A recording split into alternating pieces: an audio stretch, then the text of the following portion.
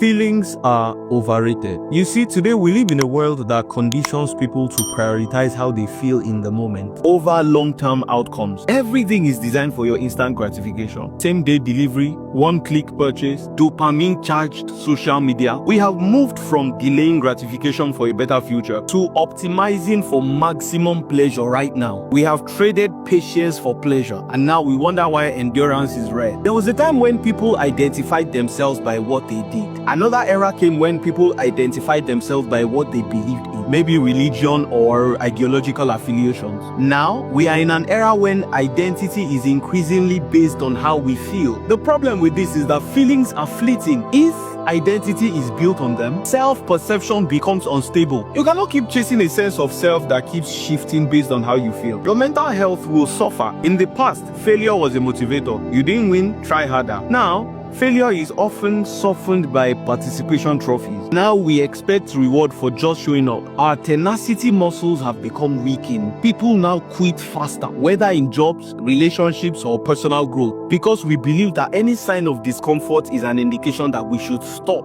You see, feelings are like the weather. They are real, but they are unreliable. We should build our lives on principles, not feelings. Now we are in an experiential dispensation, and sincerely, feelings sell. The economy has adapted to monetize experience over substance. Web3, AR, VR, AI, they are not just tech. They are immersive experiences designed to trigger emotional responses. So I know that the prioritization of feelings is here to stay. I know. However, I also know one thing, like I know my name. Life does not care about your feelings. Once life finds out that you are mentally weak and you are always at the mercy of your feelings, it will toy with you till your final second. Life is unapologetic in its quest for worthy sparring partners. If you are not up to it, it discards you without sentiments. If mental strength is to be built, you cannot lead your life with feelings. Now, this is not to say feelings are unimportant. They play a crucial role in human experience and help us understand and appreciate the intangibles. But the problem arises when you prioritize feelings over facts, over logic, and over responsibility. Feelings should inform decisions, not dictate them. Validation of feelings should be earned through merit, not demanded through entitlement. A life led by feelings alone is like a ship steered by the waves. It moves, but it has no direction.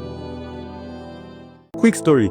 There was once a wealthy businessman who spent his life building an empire. And at 45, he was diagnosed with a rare, life-threatening disease. The doctors told him he had only a year to live. Desperate, he traveled around the world searching for a cure, spending millions, meeting specialists, even surrendered himself for experimental treatments, but nothing worked. Then, in his darkest hour, an elder told him about a mysterious place located in the mountains. Legends had spoken about a cure only a few people had found. But the elder told him, "Be warned though, the price is greater than gold." With nothing to lose, he embarked on this dangerous journey. After weeks of suffering, he eventually got to this cave where the cure was said to be hidden. Inside the cave, he saw an old man sitting on a stone, waiting. The old man asked him, "Do you truly want the cure?" The man said yes. The old man said, "Okay, the cure is time." The man, obviously disappointed, started arguing. The old man smiled and said, "The disease you fear was a misdiagnosis. You were never dying. They misdiagnosed you at the hospital. You gave up everything searching for a cure to a problem that was already fading on its own." The man was stunned. He had lost everything chasing for a problem that was never real in the way he had believed. And that's exactly how it is with our life's worries. We amplify them, we sacrifice for them, we lose ourselves to them, only to wake up one morning and realize they never had the power we thought they did. The problems you had 5 years ago and thought you would never be able to solve, haven't they become distant memories? German psychologist Hermann Ebbinghaus in 1885